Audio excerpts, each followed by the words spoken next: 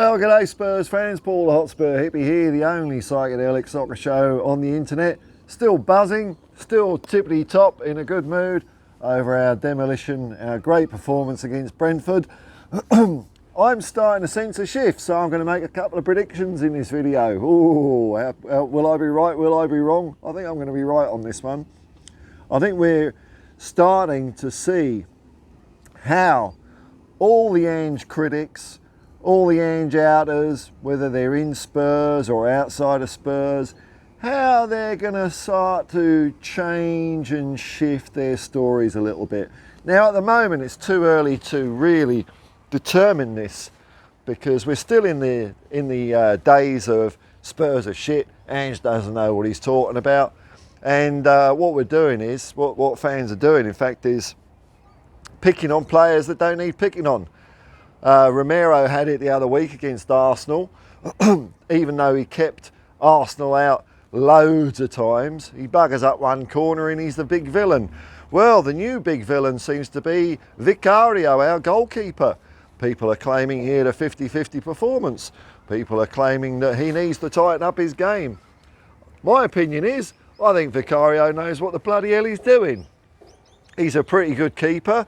Do you think he doesn't realise he didn't handle it outside the box?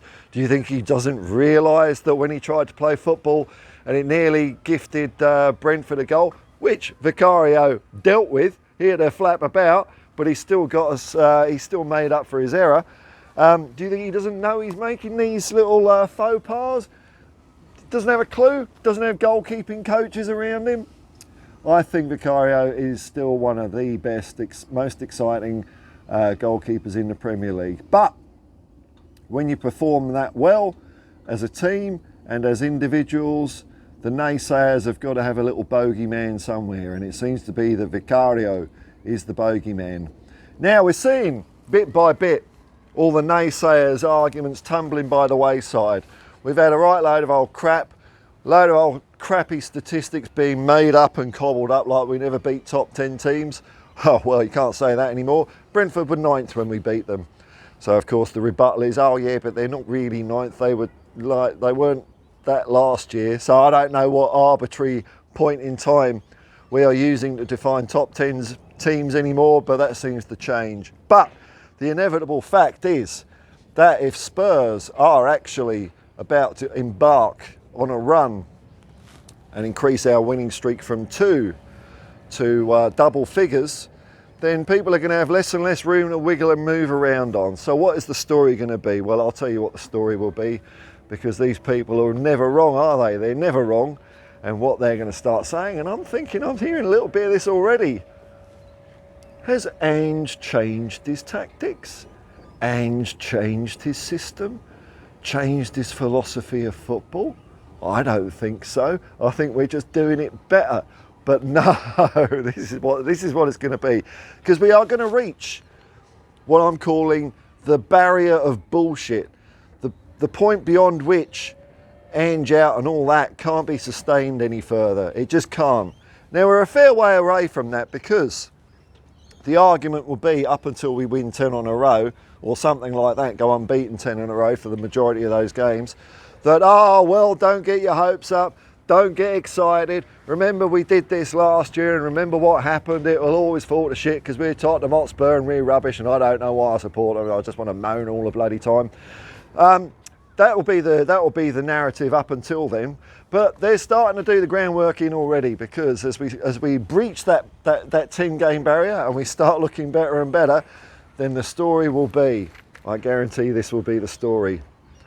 I was Ange out while he was doing that other stupid stuff, but now that Ange is doing what I was telling him to do, I'm Ange in. That's all he needed to do, just do what I say, and now I'm Ange in. And as time goes even further, the winds of history will blow the sand dunes over the opinion that people were Ange out in the first place. It's just bonkers, man. I just, you know what? I just don't know how people go through life having to make that much mental determination and use so much of their brain to covering up their own tracks of bullshit every 5 seconds. You know, a common thing to do is just chuck out loads of bullshit. Bullshit, bullshit, bullshit. This is what actually they've been doing already. Bullshit, bullshit, crap stat, crap stat. Actually, that one's not true. What about our set piece problem? How about that one? Oh, well, I think we faced a few more corners at Brentford. Nothing, nothing. Oh dear, oh dear. So that one's gone. The whole can't be a top 10 side. That one's gone. There'll be another. This is the point. There's no point in countering any of these because they'll just be discarded and a new one will pop up in their place. Vicario's a crap goalkeeper. Romero's flaky. All this sort of stuff. We've already had Brennan Johnson's rubbish. Something that didn't get from this channel. No siree, man. It takes a very long time for me to get annoyed with players. You have to have a career of Eric Dyer proportions before I start getting the shits with you, because I recognise that they're playing for us. That's what we've got.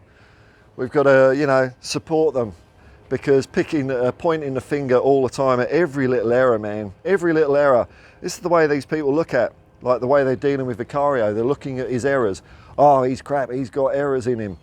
Well, he's part of that holus bolus as a human being that we call Guillermo Vicario. That's the jigsaw of him, and I'm happy with it. I'm happy with it. And the way you get a player like that to improve is not by just bagging him all the time over every little thing. But these little narratives will continue to surface, the Vicario and Romero ones. Probably, I'd say, within, let's say, the next 5 games, Vicario will make a mistake.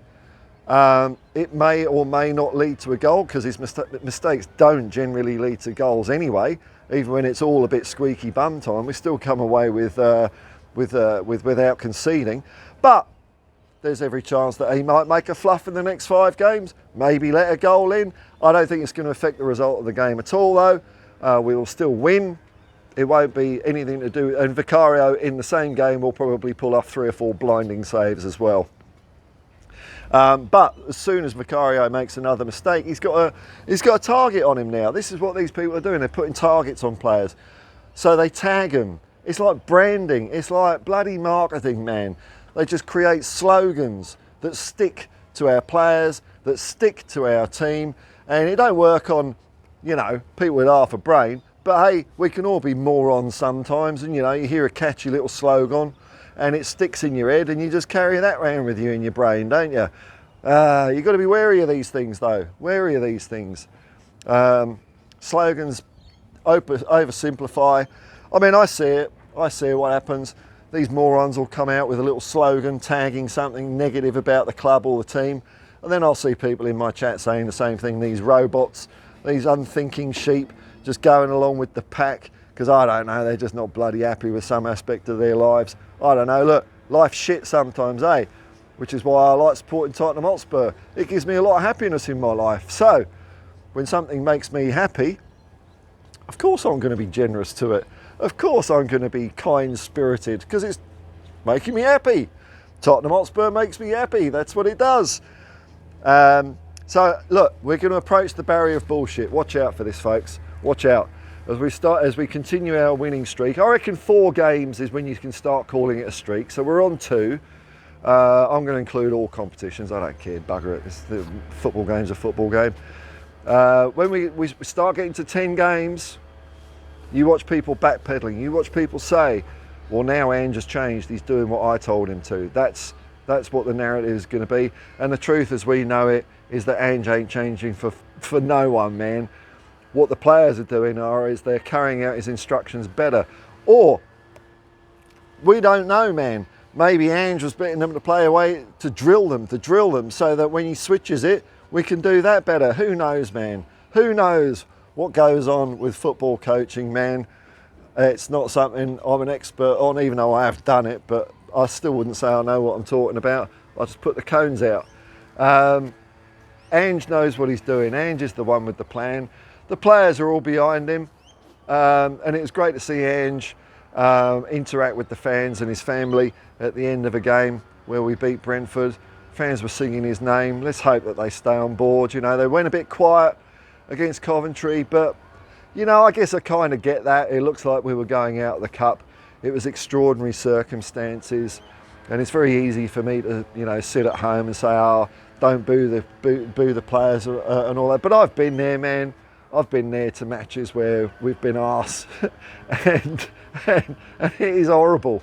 But we got the result against Coventry. I've been to games where we've been arse and lost against, on paper, far inferior opposition, and you ain't happy. But that was back in the days before social media and Twitter and crap and the cesspit of the putrid miasma of decay that the world has become.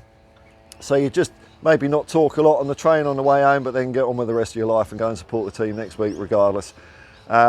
So we've been there, so I get the fans being a bit unhappy at that game.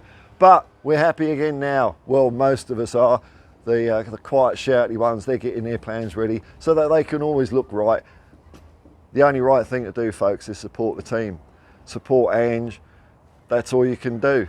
That's the way to do this. That's the way we're going to crack this nut of success. We all support what's going on at the club and stop nitpicking and giving a lot of fodder to our opposition fans and giving a lot of fodder to the gobby media, the sensational outlets like TalkSport, which are always looking for people to be discontent and fighting. No, we've just got to support the lads, support Ange, support the staff, everyone at Tottenham Hotspur. That's what we're going to do, man. And it's coming. It's coming. This streak is starting, man. I can feel it in my water. We're on the Ange Postecoglou Express and the destination is glory, and I can almost see it on the horizon. Until next time, folks, peace and love, man. Peace and love, and come on, you Spurs.